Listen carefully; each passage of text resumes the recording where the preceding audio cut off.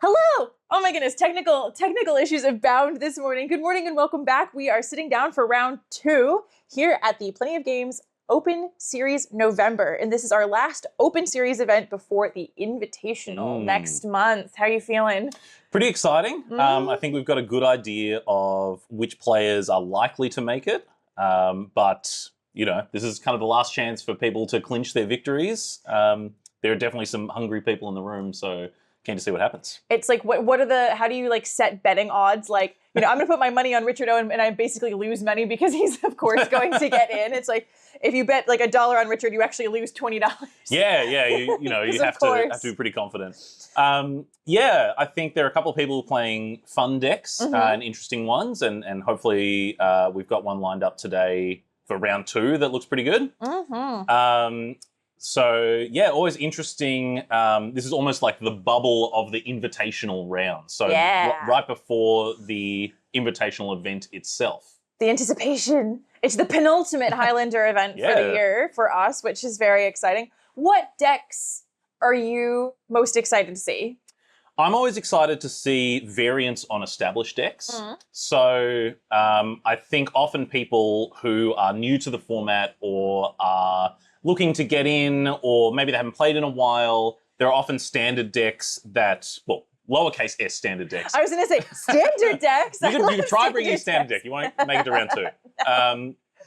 There are archetypes that you might expect to see, but the people who spend some time thinking about it, even if they're not experienced, they at least say, well, I've got this pet card. I want to try and approach things in this way. I want to make sure I don't lose to this archetype. And so they make changes based on an existing archetype and put their own spin on it. I think that's something Magic does particularly well, and that's what I like seeing.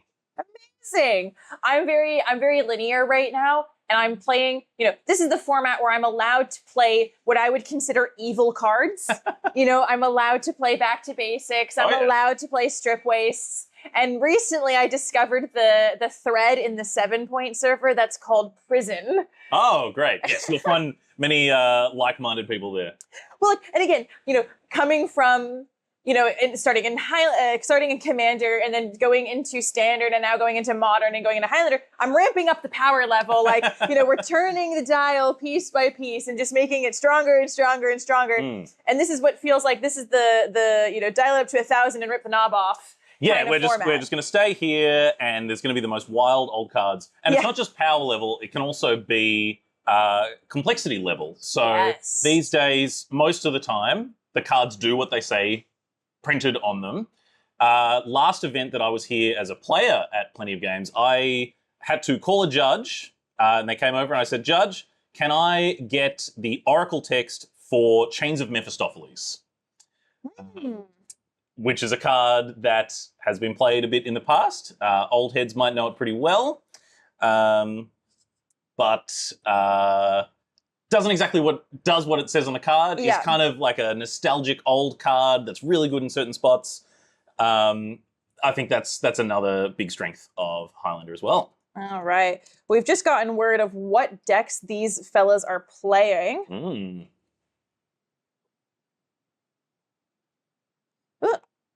We're just resetting our table camera yet again. I don't know what's going on down there, but I think the Fury targeting the camera really did something. Oh, the Fury targeted the camera? That's what happened. Like Cody evoked Fury, and then the camera stopped recording. Oh no! Yeah, they're like, ah. We like the player's Fury to be directed at their opponent's permanents, not necessarily the technical equipment.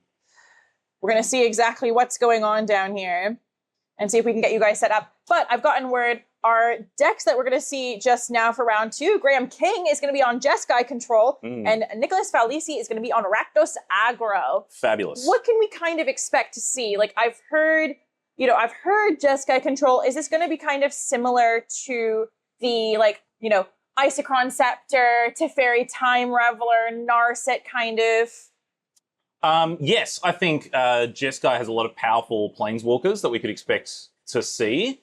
Something that I've heard about Graham's deck is that he is running Ancestral Recall and ways to recur it. Oh. So we might see a Mystic Sanctuary, we might see Snapcaster Mage. Ooh. You know, if you get to play with a card like Ancestral Recall. You may as well cast it like 3 or 4 times. Oh, yeah, you know, you want to set the land speed record. All right, well, we're going to take you on down to the table so we can get going with round 2. Up on the top, we've got Graham King, as we said, on Jeskai Control, Nicholas Faulisi on Rakdos Aggro.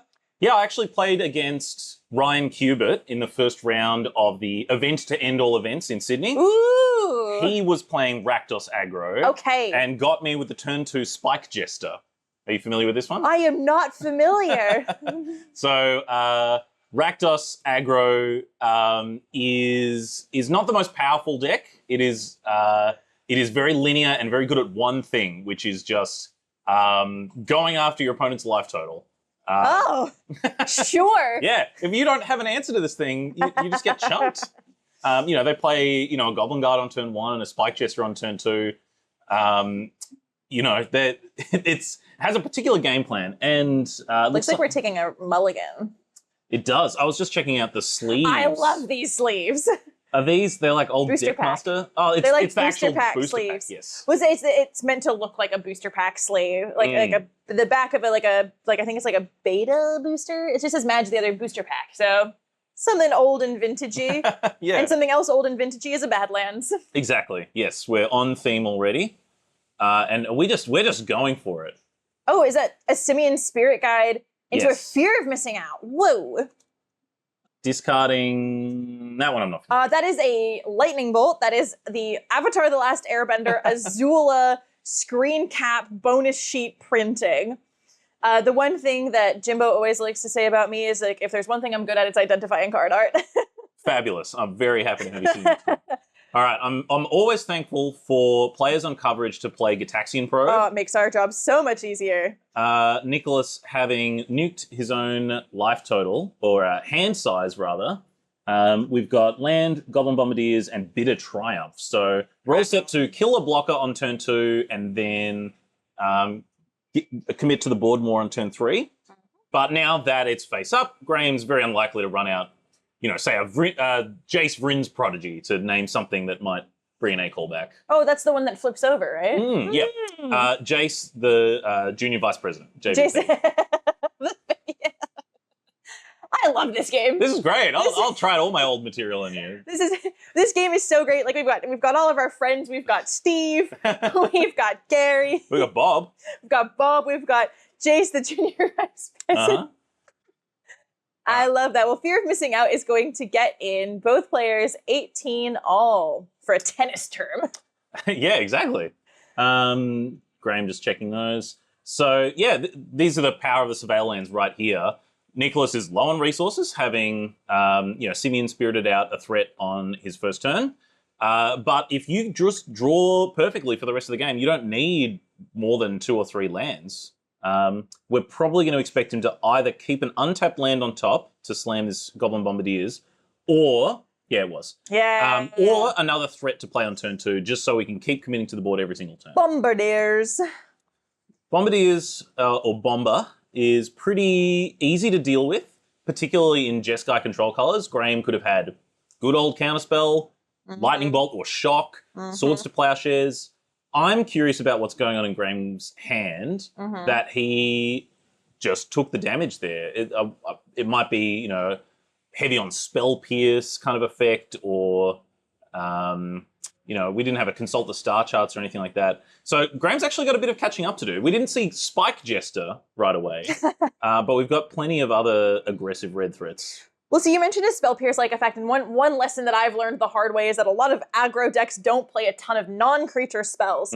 So what kind of, what is Nicholas's deck looking like? Is it mostly going to be aggressive creature threats? Is it mostly going to be, what are we kind of thinking is going to be? There are some highly impactful non-creature spells that you might expect, something like a Blood Moon or a Fire Blast, or, out of the sideboard, maybe a Fire Covenant, or, singularly powerful things.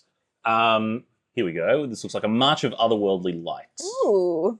So we're going to exile that before we get a chance. I haven't been keeping track of how close Nicholas was to Delirium, but We're going to take care of that. I was going to say, like, something that is really intimidating in a Rakdos aggro style deck is that fear of missing out extra combat ability.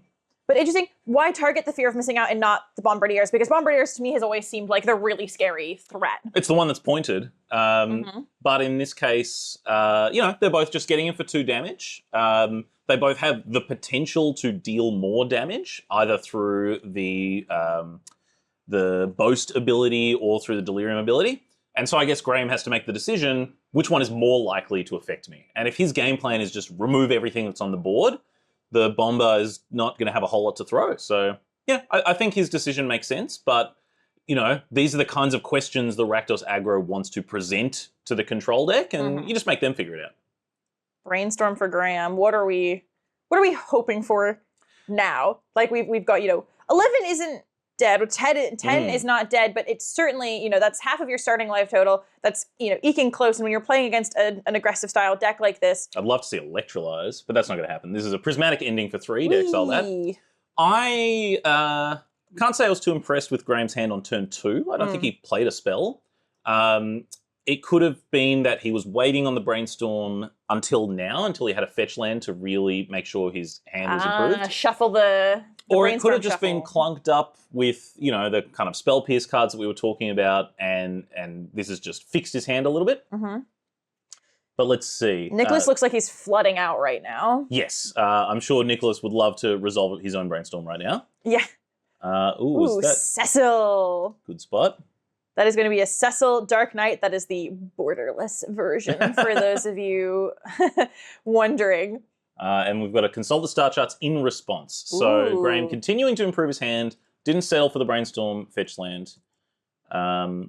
So, yeah, I mean, it doesn't have haste. It's a 1-drop when the red-black deck has 5 lands in play. So Graham can kind of take this turn off to continue drawing cards, and we'll see, like, pretty much anything will answer it. And there we go, the Teferi bouncer. Teferi Time Reveler. This is in the list of, like, top favorite planeswalkers. Tell me why it's your favorite. Well, I'm sorry. Top favorite planeswalkers that you can play in this format, that you can't play in other formats, because people don't like it very much. Yes. This, some of my favorite planeswalkers are Deathrite Shaman and Narset. This is, I love Teferi. I got to play a Jace the Mind Sculptor for the first time. Oh, great. Because, like, I've only been playing Magic for, like, 6 or 7 So you weren't there years. for Jace the Wallet Slayer? I was not there for Jace the Wallet Slayer, but oh my goodness. He has certainly been relegated in these days, but if you get to resolve it, it can do just about anything. The tempo play or the brainstorming every turn, Jace's can still get it. I believe that's an Inquisition. Yes, so we finally get a chance to see what's going with Graham's hand. We've got the expressive iteration. He's just going to continue to improve his hand every turn. I think there was a Stern Scolding. Looks like Snapcaster Mage was the one that got taken. So Graham would have had the opportunity to say Snapcaster Brainstorm and completely tap out, but he has instead decided to leave up those 2 cards in the middle that I can't identify. I'm wondering if this funky one is the borderless art Quantum Riddler. That would be great. I think if I'm a guessing woman. There are certain control decks that lean more towards tempo. So you're certainly interacting a lot, but you're just playing cheap threats. And then there are other control decks that they want to go to turn 20. So that is, I believe, the alternate art. That's the owl. And this is Wan Chi Tong. Yes.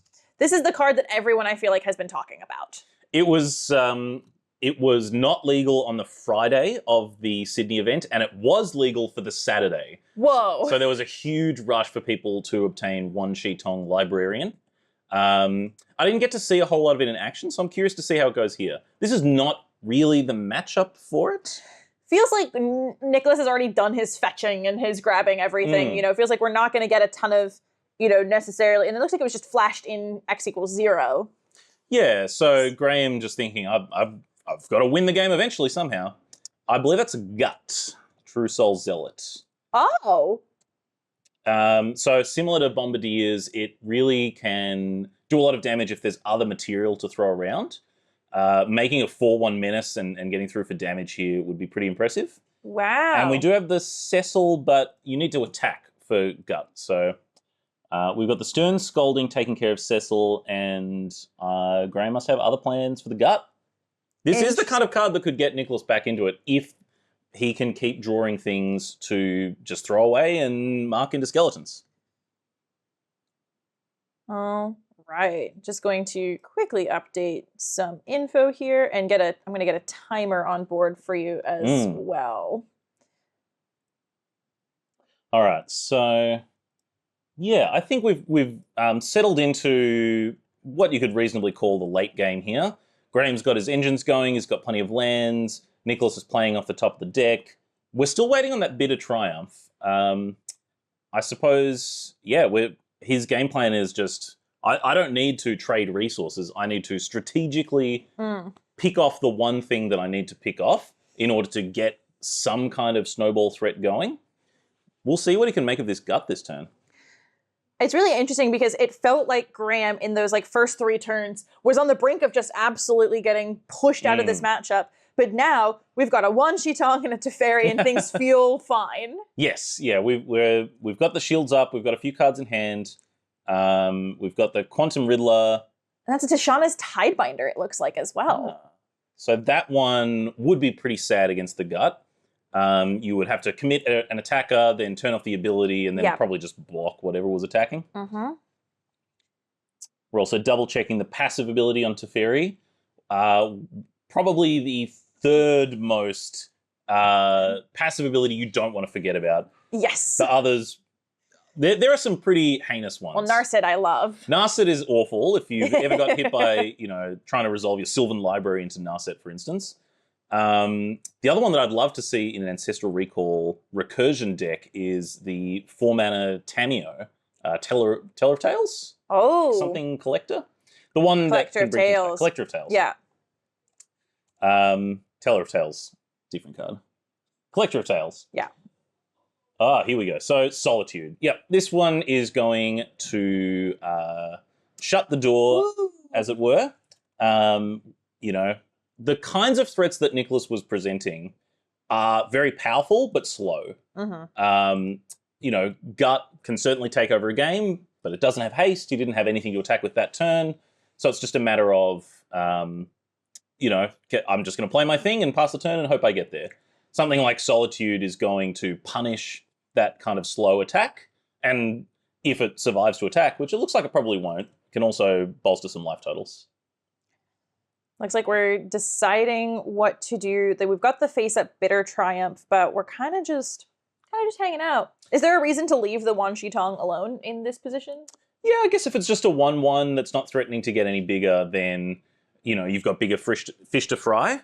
It is pretty good at blocking 1/1 menaces, but sadly that has left the station. Yeah, that one has Vigilance, and Graham's going to gain 3 life from the Solitude attack. So yeah, well, now that we've passed to Graham's turn, there's no opportunity to do it because of Teferi. Yeah. But I wonder if there is some other reason to be hanging on to the Bitter Triumph. Something like I'm having a look at Nicholas's deck list here. Wow, is that a Mox Jet? It certainly is. Wow, I've never seen one of those before. Imagine discarding your Mox Jet to Bitter Triumph. Just saying, I don't need this. 3 points. That's fine. Yeah, I think one reason why you might want to hold it is the reanimation side of things. Bitter Triumph is quite good at getting something into your graveyard. Yeah. But I'm not sure what kinds of effects Nicholas has in that regard. Maybe we're just sitting here and saying, I'm super dead this game. I just want to see more cards out of your deck. And we'll just see what happens. Is that Boggart Trawler? Yes. Yes. This is just a game for me of can I identify cards? Once again, very happy to have you beside me. Boggart Trawler. So Bitter Triumph is going to be paying 3 life for this as well. And that is going to target the Teferi. Well, Galvanic Discharge is going to take down the Trawler and leave him with 2 energy as well. And Graham, having plussed the Teferi, can just fire off things like Preordain and Ponder at instant speed. Oh, goodness. Yeah, it's a cool thing that you can cast your sorcery spells as though they had flash. That's nice. Yeah. Balance is the best one. Oh. Uh, Whoa. I'm going to... That's scary. Yeah. Is it in the deck? You don't want to be on the receiving end of that. Unfortunately, it does not look like Graham is playing balance. Shame on him. But this will be over in 2 attacks, and indeed it is over now. All right. Well, that game 1 is going to go to Graham. Let's look at sideboards for this because, again, like I was, really nervous at the first 2 or 3 turns, and I feel like that's where aggro likes to be. You want to make your opponents really fearful because, do you think there's a psychology amongst playing scared and amongst, putting your opponent back in a corner? Graham went down to 7, I think it was, and then to completely flip the game around. But those first 3 turns seem really, really critical into just backing your opponent into a corner. Yeah, there's an interesting, there's 2 ways of looking at it. One is the only life point that matters is the last one. Yes. Life total is a resource. You can be fine taking damage and, intentionally put yourself in that corner so that you can spend your time fixing your hand and making sure your answers line up to their threats. But at the same time, if you go to 3 life against the Rakdos aggro deck, you don't have the luxury of being able to attack with your Quantum Riddler because you might think, what if they draw Spike Jester? I might just be dead. So it can have a really tangible effect on the game to be that low as well. So to stabilize at something like 7 or 9, pretty advantageous. That's interesting. We said this in the last match as well. Increments of 3 life are very important. Your 3 and 6 and 9. Well, let's have a look at these deck lists. I would love to see something like a Tyrant's Choice. I don't think we're quite that burn heavy, which is basically a deal 4. But what we do have coming out of the Rakdos deck that we might see here are things like maybe a Harsh Mentor, if we just want to get in for extra damage. Opposition Agent if the game is going longer and, we want to punish Graham for playing all his fetch lands and searching things up. Certainly Pyroblast and Red Blast will be coming in. Maybe Unlicensed Hearse if he's anticipating some graveyard shenanigans out of Graham. We've talked about that a little bit with the Ancestral Recall Recursion, but we didn't see any of it in that game. So that one's, maybe a sprinkle in depending on how many cards you'd like to cut. I feel like Highlander players lately have been really up on a main deck Opposition Agent. That's like the cry that I've been hearing a lot is, not the main deck Opposition Agent. Well, I'll tell you what, I have enjoyed Flash in combination with Hulk in the past. And you're totally right, all the main deck Opposition Agents, that's not what you'd like to hear. Yeah. From Graham's side of things, he is going to be bringing in the opposite blasts, I'm sure, Hydro Blast and Blue Elemental Blast. We could also see Celestial Purge, just as a 2-mana exile red threat, or a black threat. What else could we see? Maybe a Rest in Peace. The red-black deck often has, little 2/1s that like to come back from the graveyard. We saw Bombardiers and Gut in that game 1, so that might be a clue to Graham.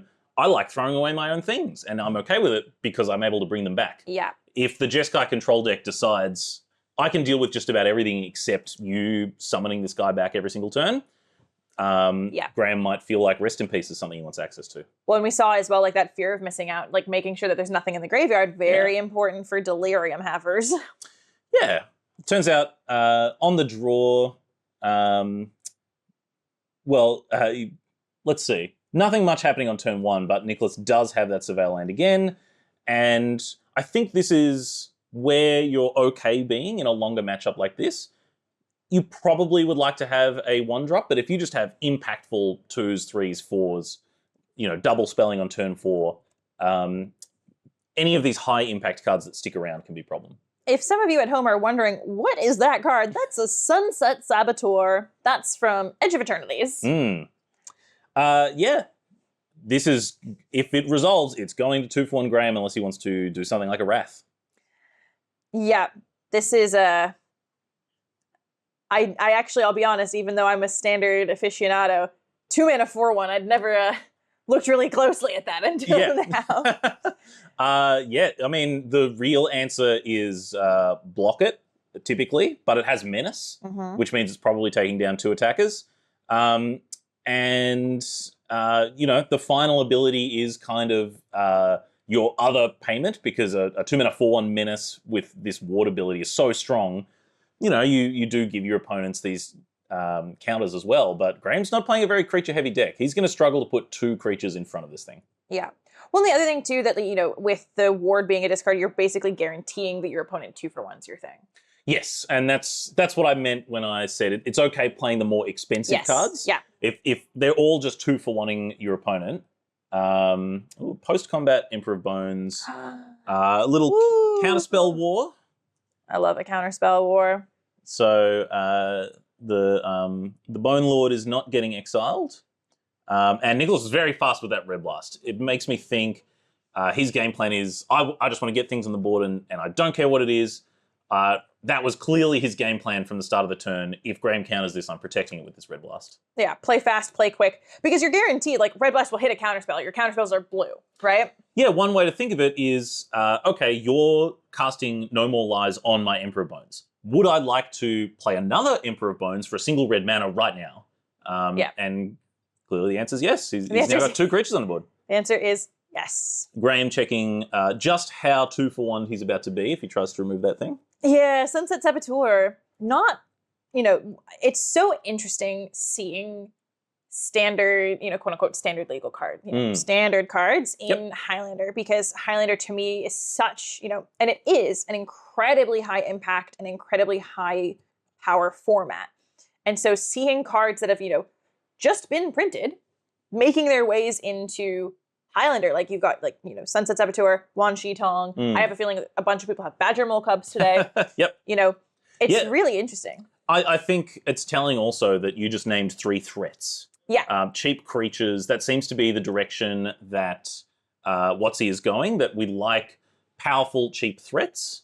There are plenty of incredible answers from Magic's past. Swords to Plowshares, Force of Will.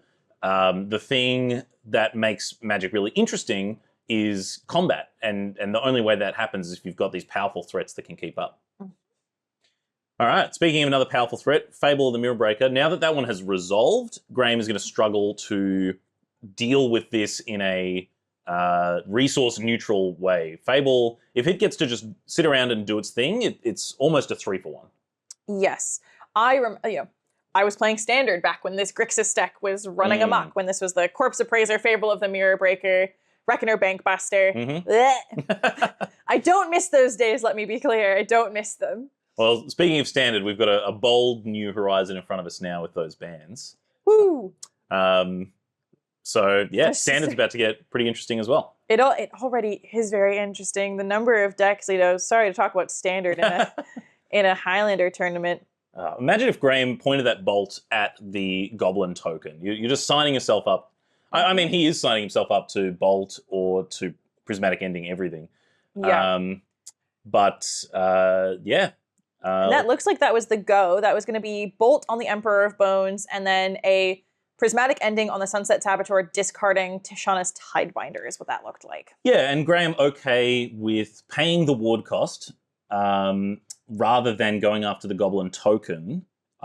Presumably he feels he's got a better way of dealing with the token at some point.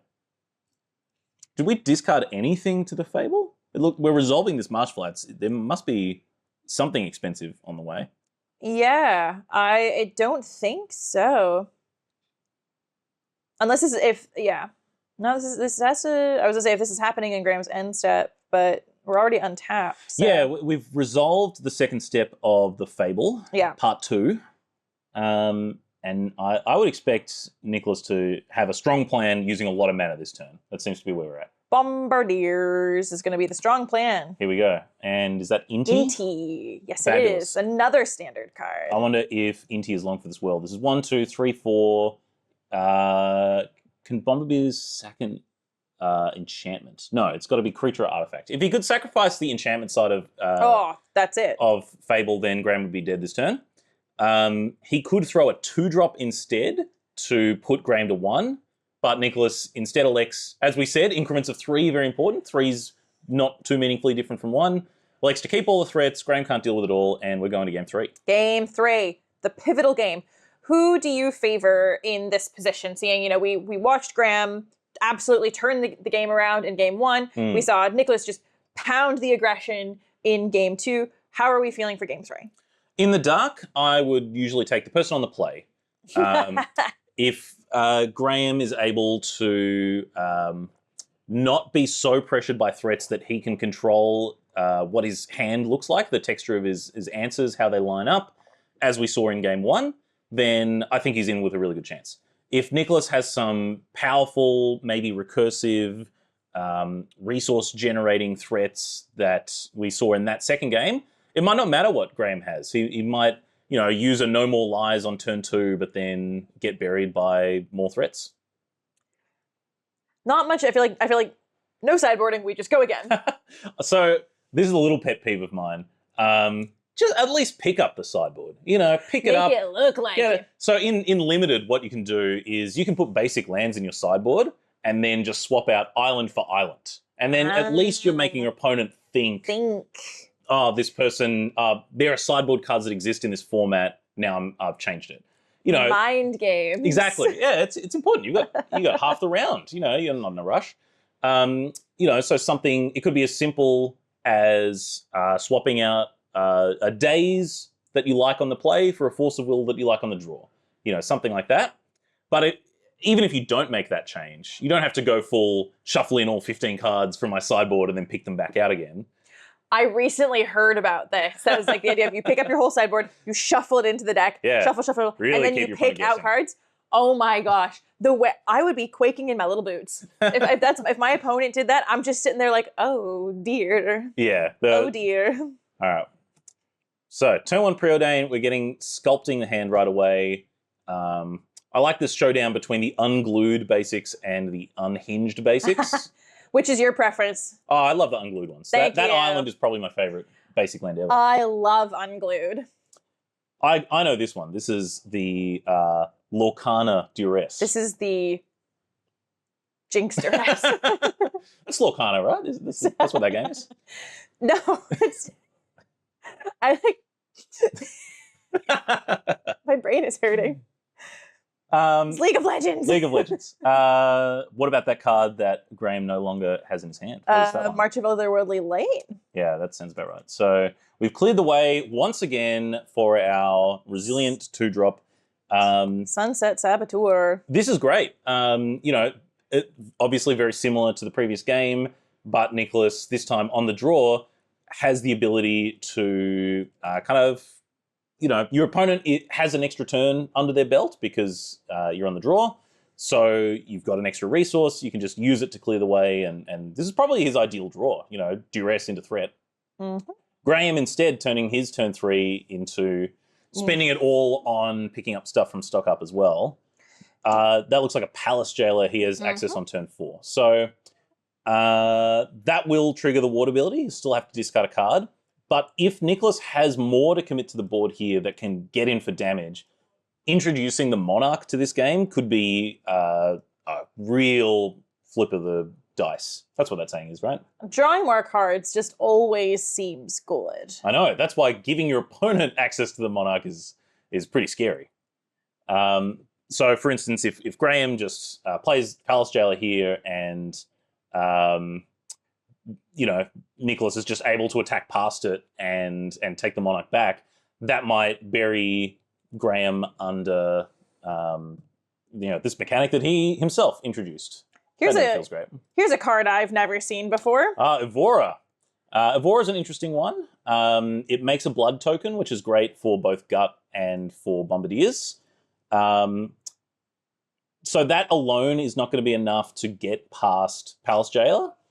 But we're well past that anyway. Graham's decided, yep, it's too risky to just play this out. I'm going to pass with all my mana available to me. Ooh. Okay, we're just Hydroblasting that. Hydroblast. Hydroblast your 1/1. Mana efficient. If you just spent the turn casting stock up, your ideal follow-up are cheap answers. You know, if you're like, I've tempo negative, love drawing cards, mini dig through time, but you better follow it up with some nice effective plays, and that's exactly what happened. Although blasting a 1/1, that doesn't feel great. No, I was gonna say the way that I see blasts usually working, right, is you're trying to get rid of the blood moon that's pinning you down. You're trying, you hit the Pyrogoyf or you know. Yeah. You'd rather in a vacuum take out something more impactful. I believe that was Thoughtseize, the like newspapery version of it. That got met by no more lies. Graham likes the look of his hand, wants to keep it that way. We've got a second blood token entering the battlefield here as well. Graham getting a good look at that one. And we're probably fetching for a surveillance. So, yeah, settling into the mid-game here. Nicholas has a couple of threats sitting on the board, and it's going to be Graham's job to answer these things. These are going to chunk in for 7 damage next turn. Phui! That's not nothing. No, and Nicholas is far from out of gas as well. Well, and now this Blood Tithe Harvester makes the Palace Jailer, like, really... Yeah, we really want really bad. I agree. We want Palace Jailer from Graham's seat to be the last thing that gets played. Yeah. You know, you want this to be the thing when the dust settles. During this mid-game where we're still, you know, both of us are ideally double spelling, you know, it's just so risky. The problem is it puts a lot of pressure on Graham's hand to have a lot of answers now. Yeah. Because the Blood Tithe Harvester can sacrifice and give the Palace Jailer -2, -4, -4 now. Doesn't matter what is sitting around, the Blood Tithe can just take it out, and then, you know, your little guys can come across with damage. So, Inti, and Graham is fetching a response. He's saying that can resolve. I'm hoping for... Ooh. Yeah. We're blooding in response. Solitude. It did look, the way Graham tapped the card, it made it look like he was responding to the Inti. And is casting Solitude. We cracked a blood in response, and yeah. Okay, no, it did resolve because we cracked the blood in response and discarded Molten Collapse to exile whatever that card is. It's an Arid Mesa. Arid Mesa. Okay, not so bad. Now we're just going to kill the Solitude. Yep. So the Inti was the one that got exiled. That makes sense. And now we're just chunking in for 4. Yeah. That was a lot of... Woo! Not bad. So a 2-for-1 from Graham's point of view, the Solitude did end up killing 2 creatures. We've still got the 4-1, which is going to be a big problem. Graham's now at 6. Yeah. Is this a moment where you would deploy the Jailer? It might have to be. You might... you'd love to do it if you can play the Otawara and have something like a counterspell up as well. I didn't quite catch what that card in Graham's hand was. Tilt it more forward. Yeah, show your opponent. Come on, Graham. Yeah, I think. Oh, what's happening here? Ooh, it looks like we've rewound a little bit. Trying. Yeah, we've got our people on the floor investigating the scene. We'll just come back up top for a minute while we wait for a judge. How are you feeling in the middle of this? This is the middle of this tense game 3. This is exactly where we wanted it to be. You know, having a steamroll game from the Rakdos aggro deck where, you know, you just go, you know, 1-drop into 2-drop into 3-drop and the opponent has a clunky draw. Maybe you play 2 Surveil lands right away and you just kind of get buried. That's not a particularly interesting game. Same if the control player is like, trading up for mana constantly. Hydroblast your thing, draw a card. Lightning Bolt your thing, draw a card, and you're just, you know, keeping pace really nicely. I think this is a typical game where there is a lot of good back and forth, where Graham hasn't had the opportunity to have the board clear since turn 2. You know, there's always been something in chipping in for little bits of damage, and you know, he's going to have to deal with each and every one of these threats before he can kind of get comfortable and eventually turn the corner. His opponent's still at 19 life. Looks like we're double checking. We've got someone in chat pointing out Blood Tithe is a sorcery speed only ability. So in response to the Solitude targeting the Inti, don't believe we can sacrifice the Blood Tithe Harvester to kill the Solitude. So we're gonna work on resolving that and figure out where we are on the board.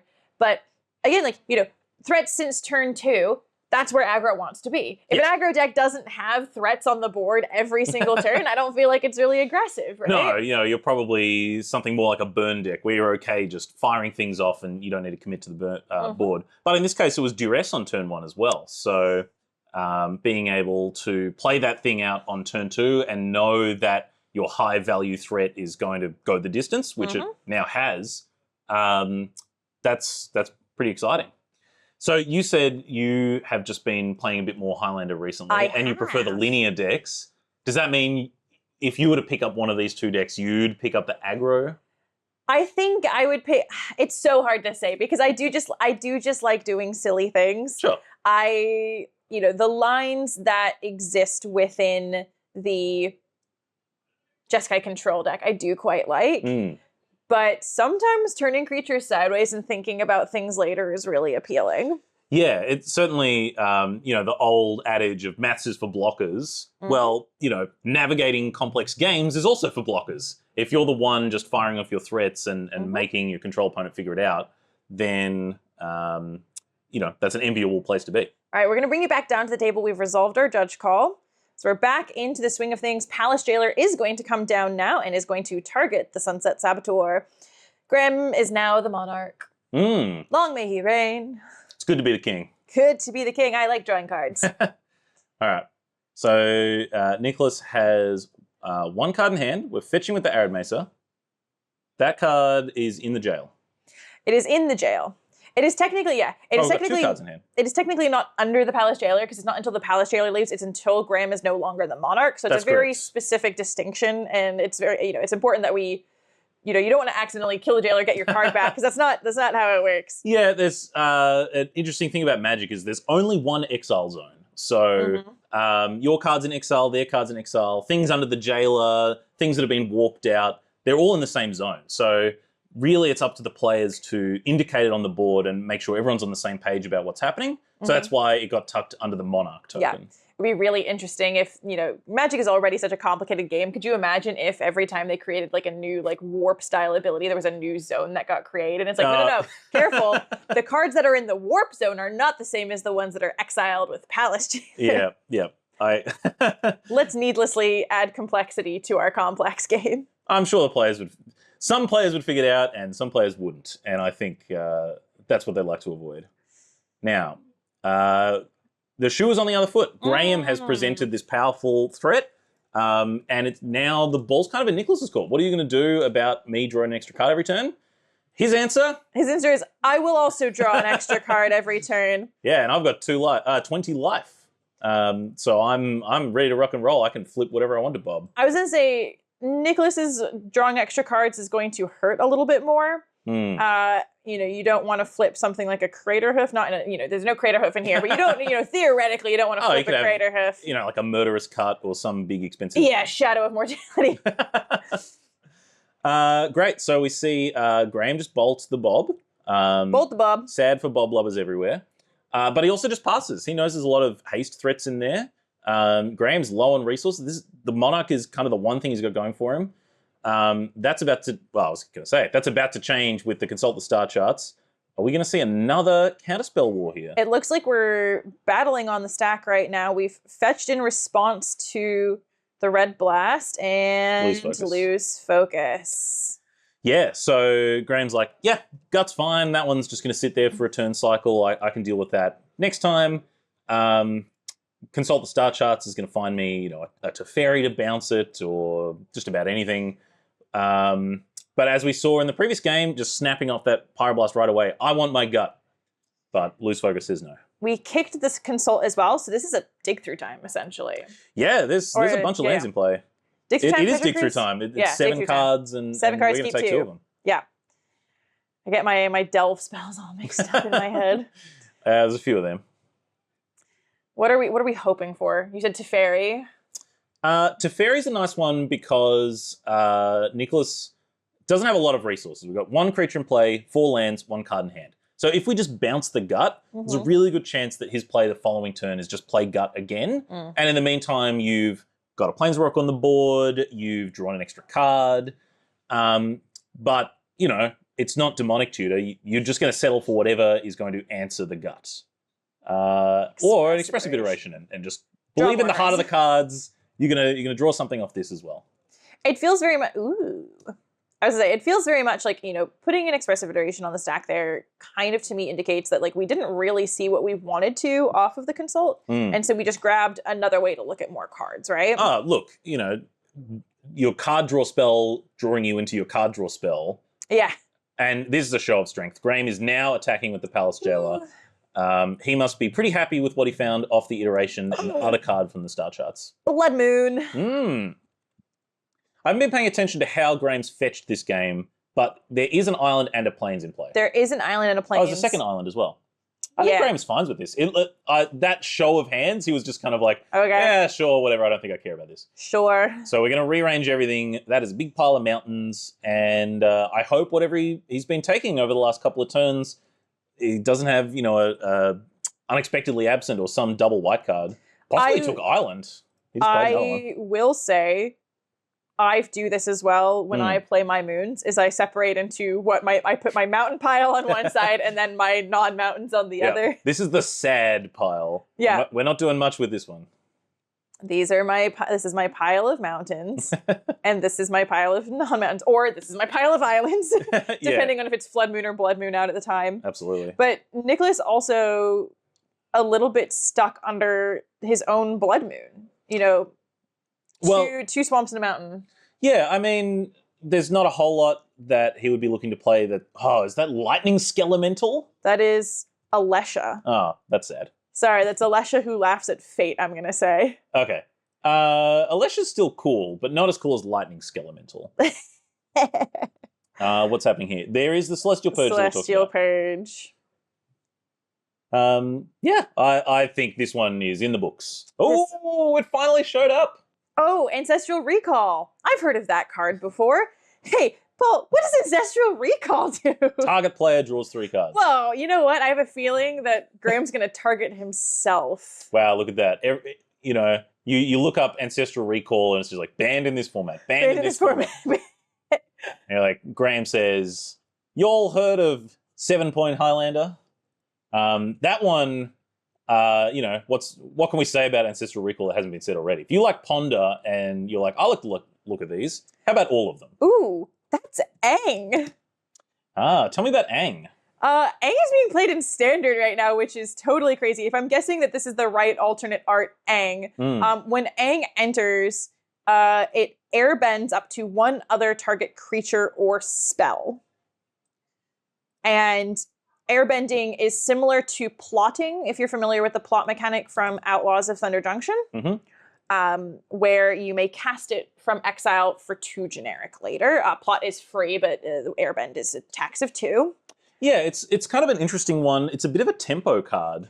There's so much happening. There's a Barragoyf in the bin. Yeah, I know. The At this point, in the bin. Everyone's playing super quickly. I think both players are playing fairly quickly, which is great because I was like seeing results from matches.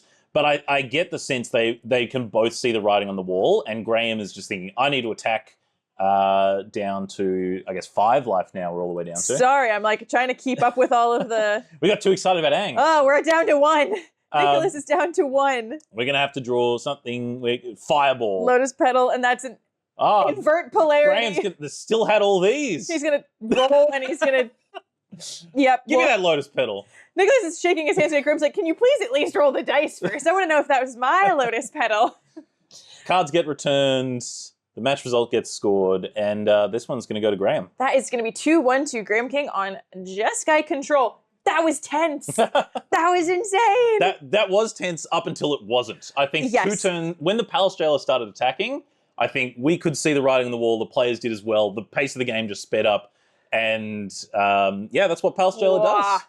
My goodness. And look, the card advantage from drawing extra cards off the Monarch, pushing all, like we said before, Nicholas needs threats. You need to be aggressive. That's in the name of the deck. If you push the threats off of the table and you say you're not going to be able to attack, you're not going to be able to do anything, what does the aggro deck do? Yeah, and it's tricky. Like, traditionally the control deck would play a Wrath and just remove a lot of creatures all at once.